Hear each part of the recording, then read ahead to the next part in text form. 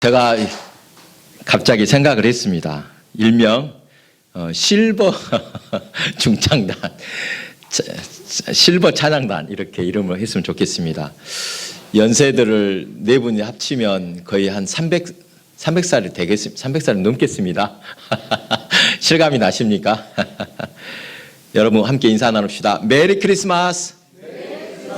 네, 반갑습니다. 오늘 반가운 얼굴들이 많이 있습니다. 이따 또 소개하겠습니다.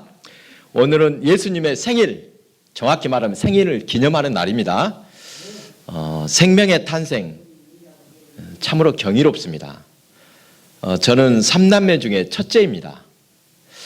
제 바로 여동생이 3살 터울, 그 다음에 막둥이는 저와 5살 터울인데 제가 좀 총이 좋은가 봅니다.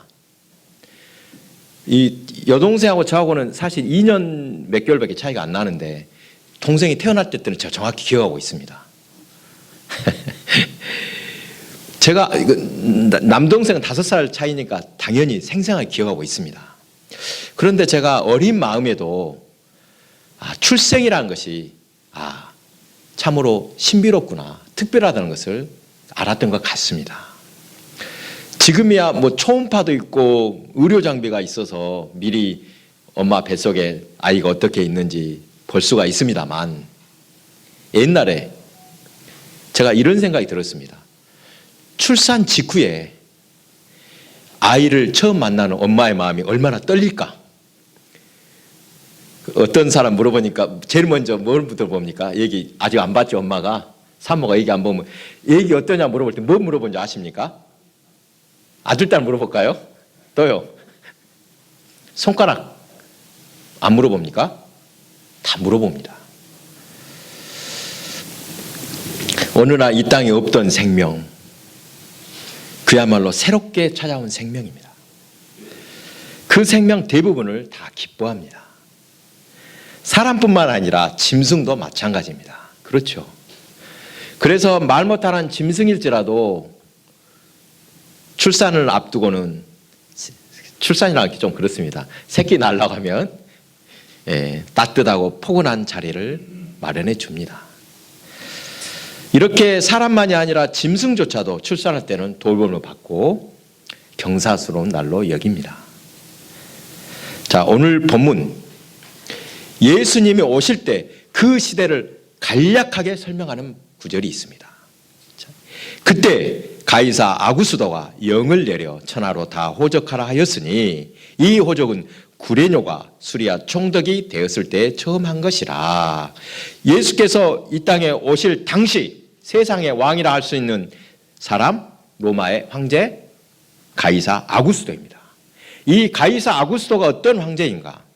최초의 로마 황제였습니다.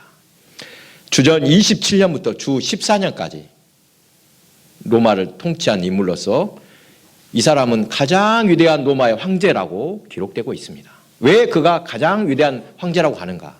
그는 이 막강한 권력으로 로마의 내란을 종식하고 세상을 평화롭게 만든 황제였습니다. 여러분, 세상을 평화롭게 했다고 하면 좋은 일인데 이 아구스도의 평화는 어떤 평화였는가? 무력과 전쟁을 통한 평화였습니다. 전에도 나누었듯이 이렇게 얻은 평화를 참된 평화라고 할 수 없습니다. 주변 지배국 식민지로부터 세금을 많이 걷어들여 로마를 풍요롭게 만들었고 또 이를 위해서 호적을 통한 인구조사를 명했던 것입니다. 2절에 나오는 구레뇨, 이 사람이 당시 유대 지방을 다스리며 이런 일을 담당했던 것입니다. 본문을 시작하는 그때라는 이 말은 이렇게 세상의 권력자들이 득세하던 때, 그때를 말하는 것입니다. 세상에서는 이러한 사람들이 권세를 부리고 있을 때 유대 땅에서도 가장 작은 베들레헴에서 만왕의 왕 예수님이 탄생하셨습니다. 왕으로 오셨다지만 탄생하신 장소 전혀 화려하지 않습니다. 더 낮은 것을 찾을래야 찾을 수 없는 곳입니다. 여관에 방이 없어 어쩔 수 없이 짐승의 우리에서 출산하셨다고 합니다. 여러분, 아무리 가난한 사람, 곤란한 사람이라도 그런 곳에서 애를 낳는 사람 본 적이 있습니까? 앞서 말씀드린 대로 짐승조차도 출산할 때는 귀하게 대우를 받습니다. 그런 곳에서 출산했다는 것, 가장 낮은 곳에서, 그 더 낮은 곳을 찾을 수 없을 그렇게 낮은 곳으로 예수님이 임했다는 의미입니다. 그리고 또 하나, 그런 곳에서 애를 낳았다면 도와줄 사람도 없었다는 것을 짐작할 수 있습니다. 이 자리에 많은 분이 출산의 경험이 있으실 것입니다. 병원에서 애 낳으신 분 있습니까? 산부인과 가셨어요, 애 낳은 분. 아, 그러십니까? 저희 어머니는 셋 다 집에서 낳으셨습니다. 산파의 도움을 아마 받고 나실 것 같아요. 여러분 아마 산파가 와서 도와주셨을 것입니다. 만약 아무 도움 없이 혼자 애를 낳았다면 얼마나 힘든 일인지 잘 아실 것입니다. 춥고 냄새나는 짐승의 우리에서 남편 요셉이 지켜보는 가운데 마리아는 죽을 고비를 넘기면서 예수님을 낳았을 것입니다. 저희 큰집 이야기를 좀 하겠습니다. 저희 큰집은 형제가 7남매입니다. 잘 들어보십시오. 7남매인데 딸이 6, 아들이 하나입니다. 그 집 외아들이 6째입니다. 언젠가 아주머니가 그 아들 낳던 때 이야기를 들려주셨습니다. 만삭의 몸으로. 옛날에는 만삭이어도 밭에서 일하셨습니다.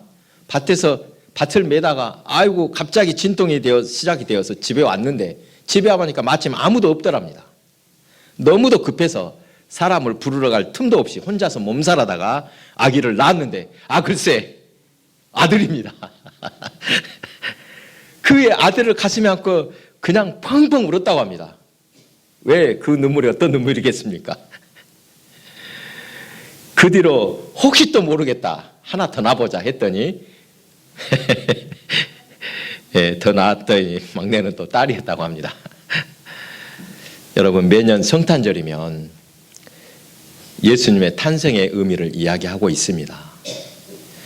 마태복음에는 구유에 누이셨던 예수님 대신에 동방 박사들이 찾아와 경배하는 예수님의 모습이 나옵니다. 여러분 마태복음에 나오는 이야기를 잘 아시죠?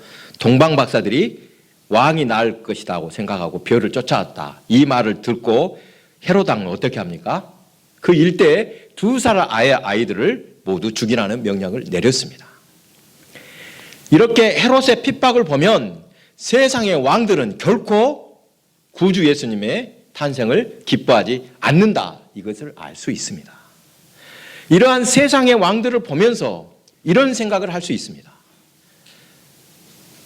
이왕이면 메시아로 세상의 구세주로 오신 예수님이라면 당시 로마의 황제도 고개를 숙일 만큼 화려하고 당당하고 위험 있는 모습으로 오셨다면 훨씬 더 좋지 않았을까?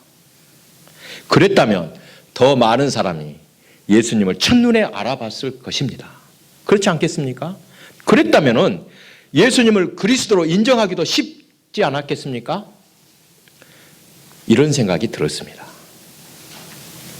바로 이런 생각들이 예수님이 광야에서 겪었던 3가지 시험일 것입니다. 여러분 마태복음 4장에 보면 그 말씀이 나오죠.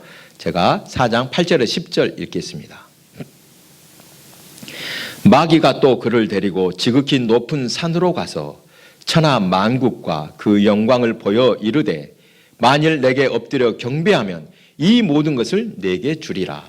이에 예수께서 말씀하시되 사탄아 물러가라. 기록되었으되 주 너의 하나님께 경배하고 다만 그를 섬기라 하였느니라. 마귀의 시험을 쉽게 설명하면 이것입니다.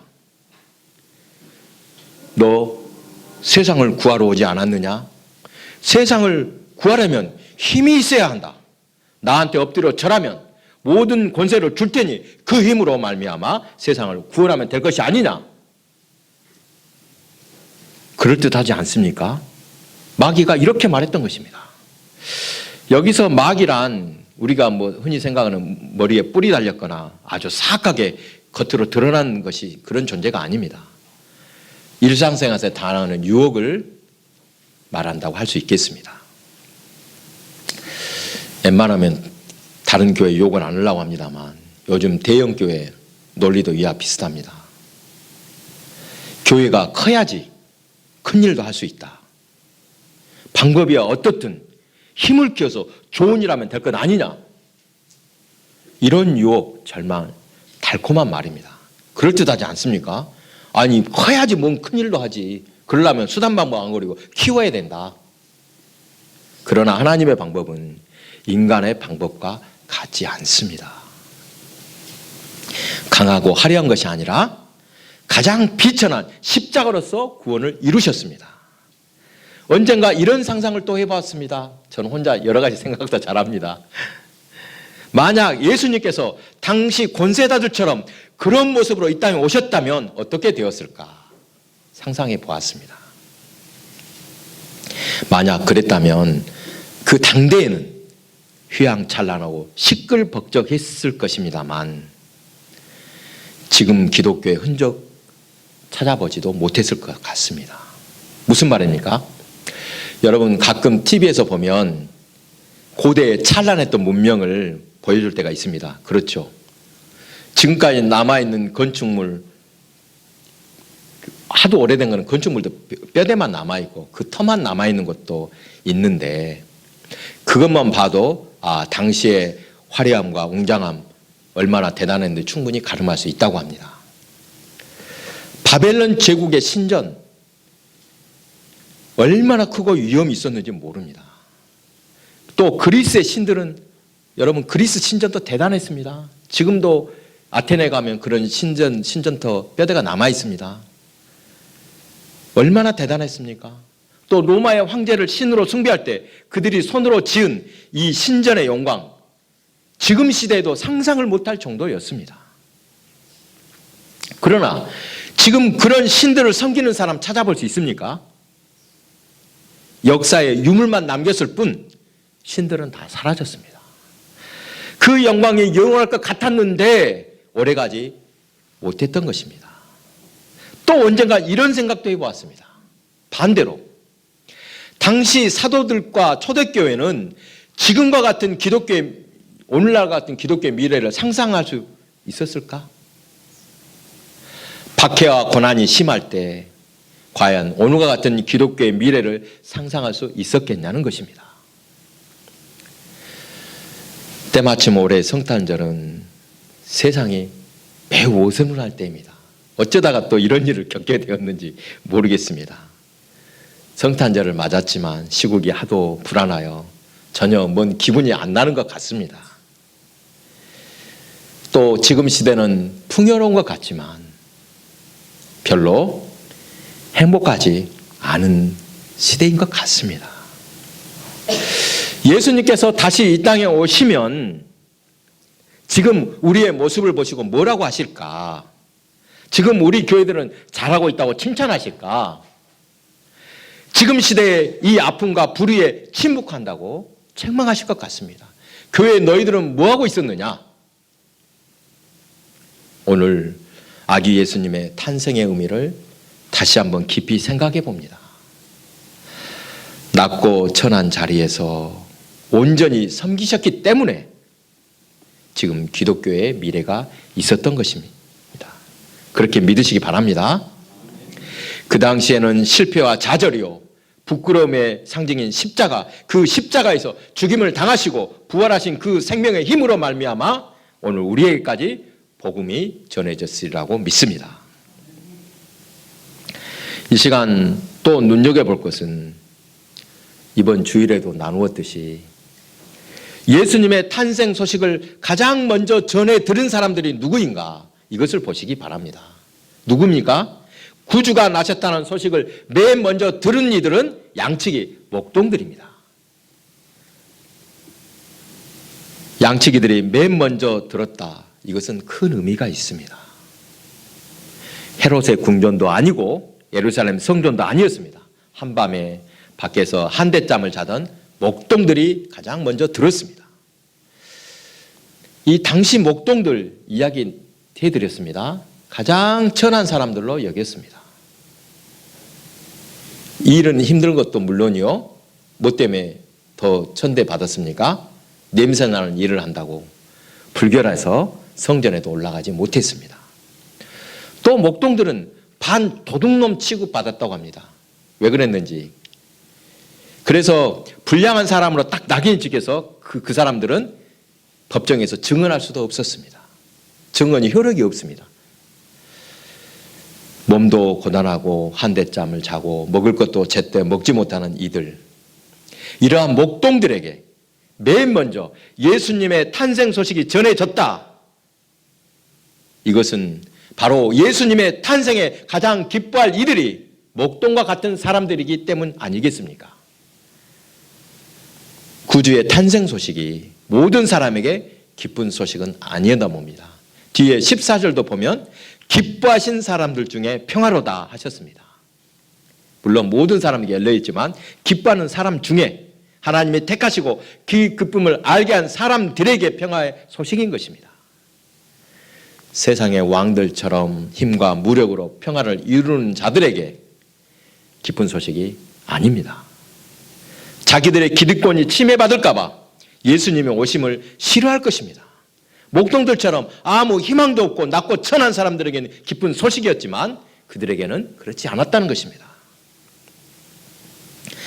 오늘날 성탄절을 맞아 예수님께서 한 교회를 방문하신다면 어떤 교회에 먼저 가실까 한번 상상해 봅니다. 가장 작고 연약하지만 예수님을 간절히 사모하는 교회, 그런 교회를 찾으시리라고 믿습니다.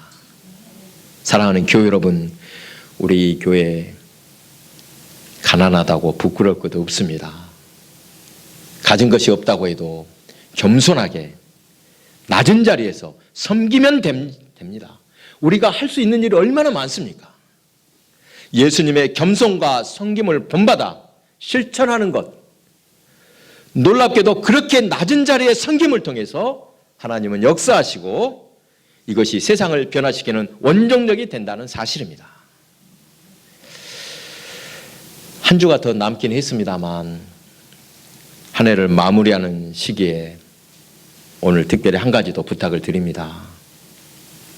여러분, 기쁜 날에는 사람들의 마음이 관대해지지 않습니까?